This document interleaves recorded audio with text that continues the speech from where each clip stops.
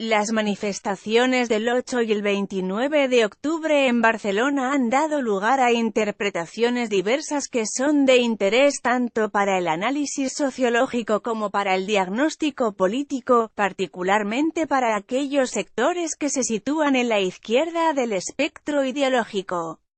La valoración de estas movilizaciones permite establecer dos grandes bloques. En el de quienes las atribuyen un carácter negativo figuran el conjunto de los partidarios de la secesión y una parte considerable de la izquierda, tanto de dentro como de fuera de Cataluña. Entre quienes las valoran positivamente se encuentran buena parte del nacionalismo español, otra parte considerable de lo que podemos llamar opciones cívicas transversales y, por último, un sector reducido de la izquierda de un lado y otro del Ebro. Hay dos aspectos que llaman la atención en estos agrupamientos. Por un lado, la posición según los dos ejes de la movilización, el ideológico y el identitario. Por otro, el contraste en las apreciaciones entre las movilizaciones convocadas por Societat Civil Catalana SCC y las organizadas desde 2012 por las organizaciones promotoras del secesionismo Asamblea Nacional Catalana ANC y Òmnium Cultural OC. Para elucidar estos dos aspectos es preciso dar un pequeño rodeo a la pregunta, ¿se puede ser nacionalista y de izquierdas? El investigador del CSIC y especialista en la historia oscura del siglo XX y los usos de la memoria, Manuel Reyes Mate, contesta, es imposible por lo que acabo de decir. Lo que acaba de decir es que el prestigio del nacionalismo solo se da en Europa en la ultraderecha. Las generaciones posteriores al Holocausto, al repensar las piezas que llevaron al desastre, vieron que había caminos que no se podían seguir. Por eso es impensable que un intelectual crítico, que es un hombre con conciencia histórica, sea nacionalista en Europa. Este es el problema que hay en Cataluña. La posición de Reyes Mate atiende explícitamente a los dos ejes mencionados, pero implícitamente lo que se puede leer es que el apoyo a los nacionalismos radicalizados, y eso es lo que expresa la sustitución de la señera por la estelada, es incompatible con la izquierda porque tiene que serlo con las posiciones cívicas a la vista del legado del siglo XX. Para clarificar estas aproximaciones es necesario distinguir los dos ejes de coordenadas de la inclusión: el social, cuya dominante es izquierda-derecha, y el identitario, que tiene que ver con la afiliación nacional. Como observa Ralph Dahrendorf de Modern Social Conflict, inicialmente el descubrimiento de la etnicidad supuso una extensión de los derechos, pero la armonía inicial sucumbió pronto ante lo que él denomina fundamentalismo, que no es otra cosa que el organicismo romántico traducido en preferencia nacional. La France aux Frances, Make America Great Again, by British, los españoles primero. La lengua propia. Dahrendorf asegura escribía en 1988 que las renacidas reivindicaciones de autenticidad y defensa de la cultura autógena alimentan políticas de corte romántico y que el liberalismo es culpable de haber abandonado los logros de un suelo de derechos y titularidades comunes para todos por el empeño en acomodarse al separatismo de las minorías.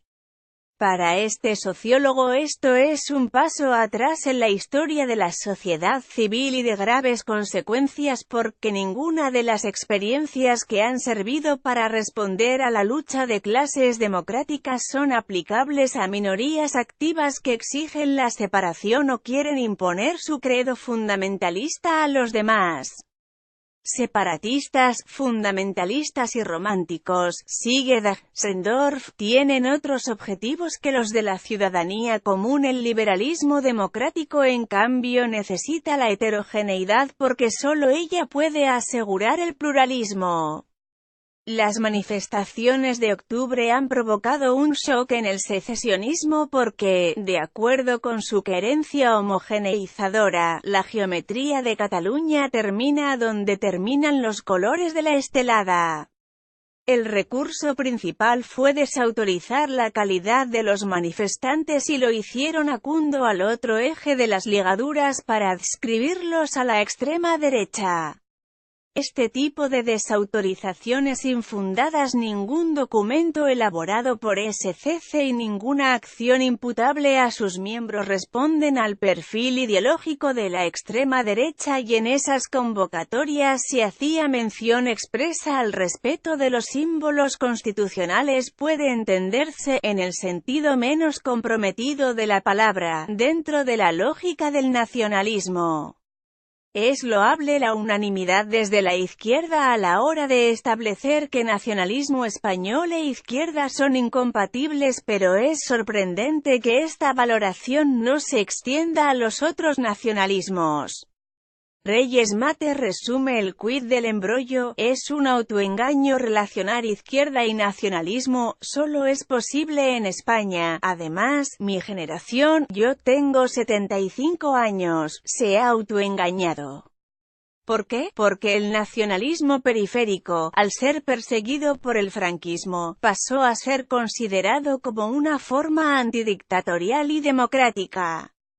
Y eso es un grave error, porque el nacionalismo era efectivamente antidictatorial, pero profundamente antidemocrático, pero como fue objeto de persecución, ha tenido esa vitola de izquierdas. De modo que cuando hablamos de la herencia del franquismo no se puede olvidar esta carambola, y cuando se habla del régimen del 78 tampoco se puede olvidar, como se hace a menudo, su legado más ominoso, la ejecutoria de ETA y la aquiescencia de que gozó entre quienes nunca vieron más allá de las sombras siniestras del nacionalismo español. Hay entonces una falta de lucidez añadida a la falta de sentido histórico a la hora de comprar el relato de la supuesta opresión de catalanes y vascos. Opresión que tendría que serlo por los habitantes de otras comunidades, pongamos Galicia o Extremadura. La mínima exigencia de rigor respecto a la evaluación de condiciones objetivas e indicadores de calidad de la vida obligaría a mirar con precaución la retórica victimista de robos y agravios. Paralelamente, deberían tomarse las debidas cautelas cuando se remite a argumentos de autoridad para sustentar la atribución de ultra SCC y por extensión a quienes acuden a sus convocatorias. Resulta sorprendente que al final, o al principio, de esta genealogía se encuentra una misma persona, el autor de Desmuntant Societat Civil Catalana. A menudo se presenta a este fotoperiodista como un experto en extrema derecha, pero esta es una atribución generosa que se puede contrastar recurriendo a una simple búsqueda en los corpus especializados, y respecto a la validez de sus tesis basta con acudir a un verdadero experto para constatar que el ultranacionalismo español ni es nuevo ni es desde luego masivo, o sea, nada que ver con Timino el tamaño de las manifestaciones de Barcelona.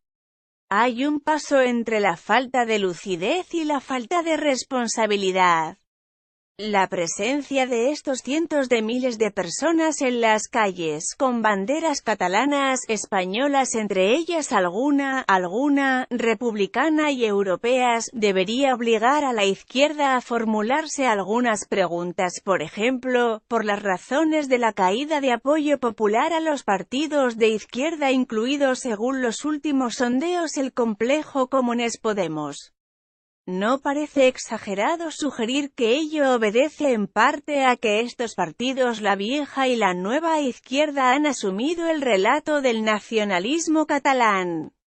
No solo el relato, obsérvese la falta de correspondencia entre la distribución de los apellidos entre la población general y en las cúpulas de organizaciones y partidos nacionalistas y de izquierdas. Obsérvese también la relación entre el apoyo al independentismo y el nivel de renta, son piezas que deberían hacer pensar a la izquierda.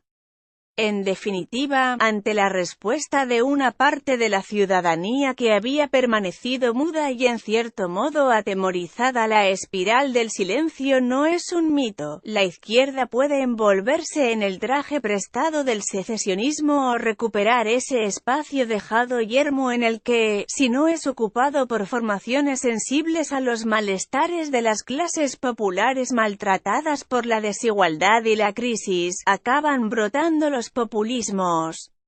Y entonces sí que se podrá decir con razón que ha venido la extrema derecha, e incluso presumir de su exquisita otra vez clarividencia. Como señalaba hace poco por pasiva Juan Torres, para ser una izquierda útil hay que empezar por tener ideas claras porque, en sus palabras, ¿alguien puede creer de verdad que la sociedad puede confiar en una izquierda con semejante galimatías en una cuestión tan esencial como es un referéndum en el que se plantea la independencia de un territorio del Estado? Hay otro asunto sobre el que llama la atención J.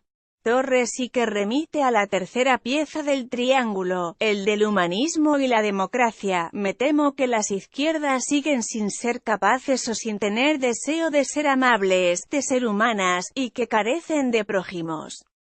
Hicieron suyas las banderas de la libertad y la igualdad, pero dejaron a un lado la fraternidad. Y así es muy difícil que se hagan querer por quienes no compartan su credo o los postulados de su exclusiva razón o incluso por quienes los comparten.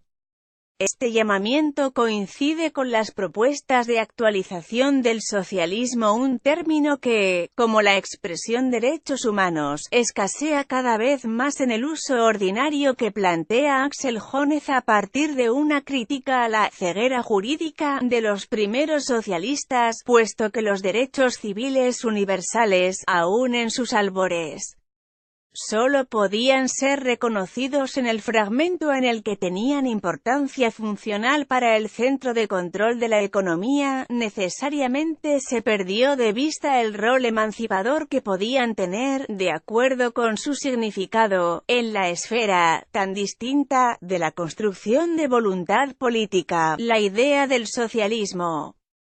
Una tentativa de actualización, 2017. El horizonte universalista concuerda con los presupuestos del internacionalismo, un rasgo distintivo de la izquierda que se completa con el tercer término del lema revolucionario ya mencionado, la fraternidad. El nacionalismo atenta contra estos dos presupuestos, contra la fraternidad, porque fractura la sociedad desde dentro, y contra el internacionalismo, porque necesita banderas y frontera. En definitiva, engulle en la práctica la agenda social.